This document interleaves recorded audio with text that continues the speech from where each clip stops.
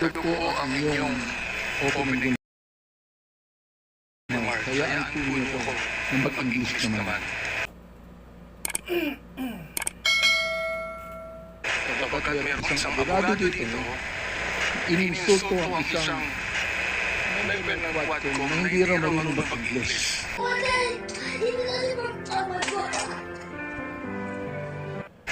Gusto kong sabihin sa abogado niyan na ako po ay marunong mag-English. Baka mas marunong pa ako sa kanya mag-English. Ito po, ang opening remarks ko.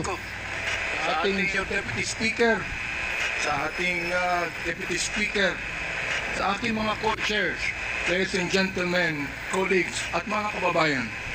Today marks a significant development in our ongoing inquiry. Gusto ko yung abogado natin na nang-insulto dito sa isang member natin dito, makinig na mabuti at i-correct niya ang English ko kung kinakailangan. For the first time, former President Rodrigo Duterte will appear before this committee to answer questions posed by his members. I would like to begin by thanking him for his presence. Thank you, Mr. President, for coming here. Rest assured po that Congress recognizes your role as our former president, and we will extend to you the respect that the position deserves. Maraming salamat po. Respect, but not deference, Mr. Chairman. However, my friends, colleagues, let me draw a clear line here. While we should be respectful, we cannot be differential. Mga kababayan, watching today with us, it is important to stress that respect and deference are two different things. It is vital that we, as representatives of the people, remember that distinction, because our ultimate allegiance is not by their office. We answer to a power greater than any president. We answer Filipino people and to God. As Scripture reminds us in Romans 10:3, and I quote, "Since they did not know the righteousness of God and sought to establish their own, they did not submit to God's righteousness." Our fidelity belongs to the Lord alone. Our mission is to seek the truth, and we shall not be swayed from that path.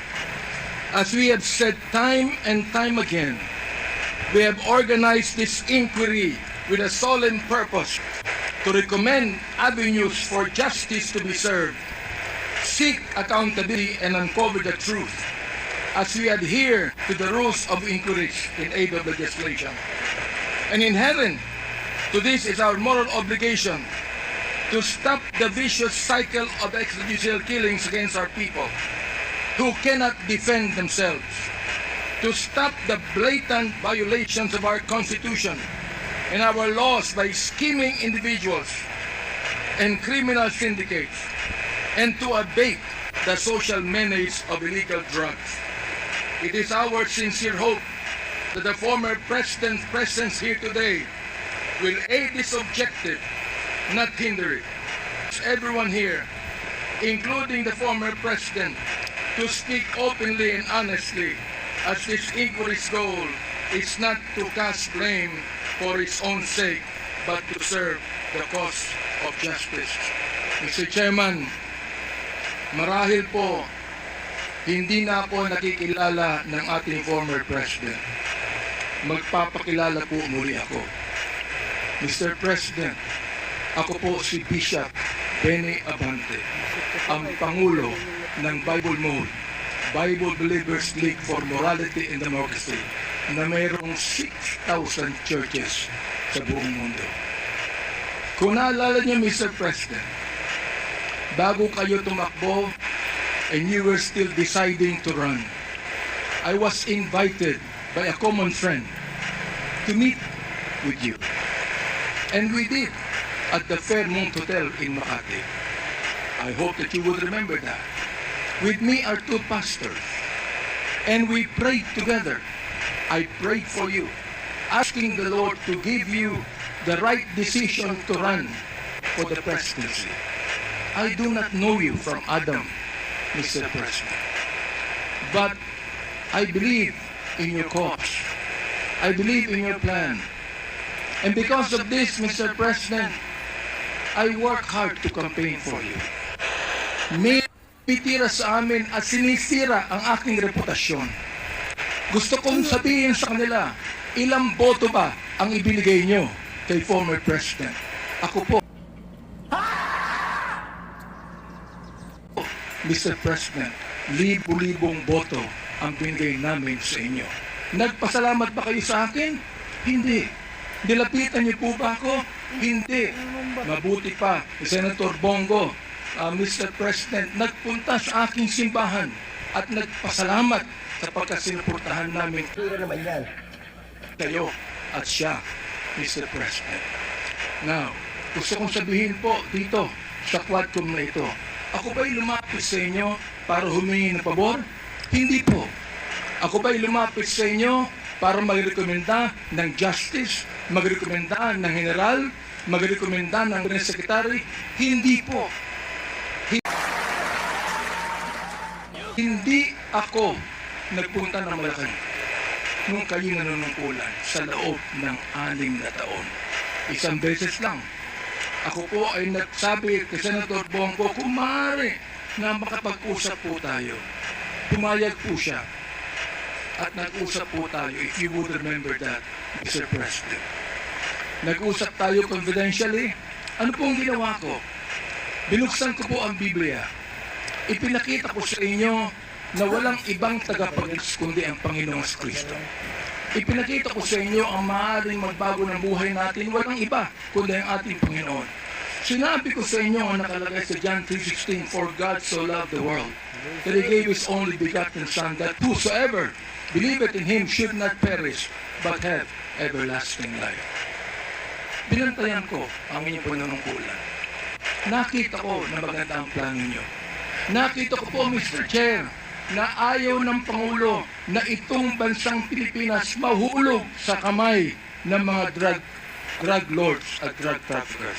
Maraming salamat po sa inyo. Nagsimula ka ng war on drugs. Kami mga kapastoran, bilib po sa inyo, sa inyong gawa. Sabi nyo, 6 months lang, kaya nyo tapusin ang war on drugs na ito. Inabot po kayo ng 6 na taon. Hanggang ngayon, meron po tayong war on drugs. Hindi po namin nakalain, Mr. President, na yan. Mamamatay ang more than 30,000. Why are you running? Why are you running? Mr. President, hindi ko akalain na more than 7,000 na mga drug pushers ang mamamatay sa kamay ng mga kapulisan at sa kamay ng mga riding in tandem. At sinabi po ng ating ibang kapulisan, at gusto kong sabihin, hindi po lahat ng kapulisan, sapagkat ang karamihan po ng ating kapulisan mabubuting tao at nais protektahan ang bansang ito. Pero ang ilang mga pulis pumatay po. At dito testify ang ilan na mayroong reward system na inyong itinanggi nung kayo ay nag-testify under oath doon sa Senado. Ngayon po, bilang bishop po ng Bible mo, hindi ko akalain na kinakailangan pumatay tayo ng more than 30,000 people para masugpo po ang drugs sa atin. Aba, Mr. Chair, talo pa natin ang sapagkat ng Mexico, nakita ko wala pa 10,000 namatay. Talo pa natin ng Colombia. Naging killing fields po ang Pilipinas noong panahon ninyo, noong kayo nanunungkulan. Naniniwala po kami na dapat hindi manatili ang drugs dito sa ating lipunan. Subalit, hindi po ako naniniwala na dapat tayong pumatay ng more than 30,000 people. Dahilan dito, pinatay si Kian Alejandro. Anong kasalanan niya? Pinatay ang isang 3-year-old na bata na nahagip ng stray bullet dahilan pumatay sa isang drug pusher. Pinatay ang 9-year-old na bata doon sa Caloocan, Mr. President, Mr. Chair. ang kanyang bala ay nandun pa sa kanyang katawan nung siya'y nilibing. Subalit anong sabi ng funeral ng tricycle driver? Sapagkat sinakay niya ang isang drug pusher. Yung drug pusher pinatay, pero yung driver ng tricycle pinatay din. Mr. President, hindi niyo po alam to. Hindi niyo po alam to. Ngayon, meron pa. Meron pong isa dahil sa tokhang kumatok sa isang pintuan, hinanap ang isang taong nangangalamtilo na isang drug pusher. Hindi nakita, pinatay yung pinagtanungan. Yung pilo, buhay pa, Mr. President, Mr. At naglalago pa palagay ko ng drugs ngayon. Hindi ko po maintindihan to. Hindi ko po maunawaan kung bakit ganon. Samantalang sinuportahan kayo ng maraming pastor ng Baptist community. Ang ilang mga kapastoran po nandito at ilang mga pastor ngayon at pinapakinggan ang aking tinig, Mr. Chair. Ako po ay binabas araw-araw ng mga bashers ng DDS troll, ng DDS vloggers. Minumura itong taong ito. Sinisira ang aking reputasyon. Minumura po ako ng katulad ng inyong pagmumura, Mr. President. O akalain kung bakit gagawin nila yan. Ang tanong ko, ilang boto ba ang ibinigay ng mga DDS vloggers sa inyo? Gusto kong sabihin sa inyo, I can testify on this, na libu-libong boto ang nakuha nyo sa Baptist community at hindi ako humiling ng anumang pabor sa inyo, Mr. President. In fact, kung naalala nyo, Mr. President, sinabi ko kay Senator Bongo na nais kitang imbitahan sa aming selebrasyon ng National Baptist Day, Mr. President.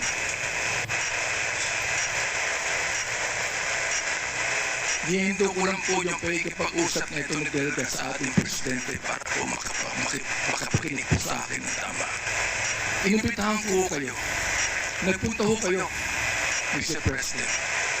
Doon po sa SMX. Nakita nyo ang 7,000 na mga Baptist leaders na nakinig po sa inyo. Sa inyong speech, Mr. President. Oo.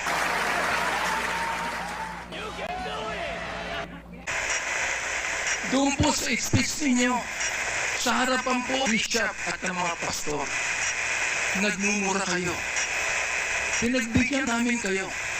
Kahit na hindi maganda sa amin makarinig ng mura, pinagbigyan po namin kayo dahil kayo ang Pangulo at dapat namin kayong respeto, Mr. President. Andito ho ako, nakaupo sa harapan niyo. Nagpapasalamat sa pagkakataong ito na masabi ko ng buong katapatan sa inyo ang ginawa ng more than 6,000 na mga kapastoran ng Bible mo para sa inyong eleksyon bilang Pangulo ng Pilipinas. Nung akin pong